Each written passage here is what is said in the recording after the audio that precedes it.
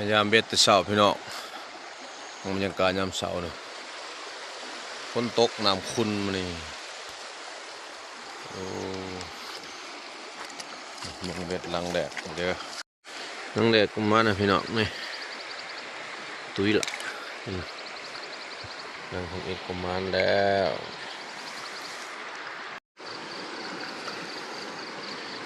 มาเนี่ยพี่น้องนี่เห็นบ่ปลาครอ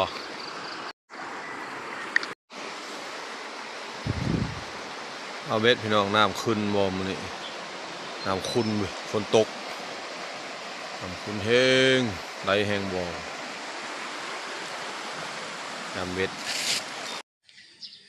ผลงานพี่น้องใส่เบ็ดมามีปลาลาดคอปลาขาวได้ซ้ำนี่ละ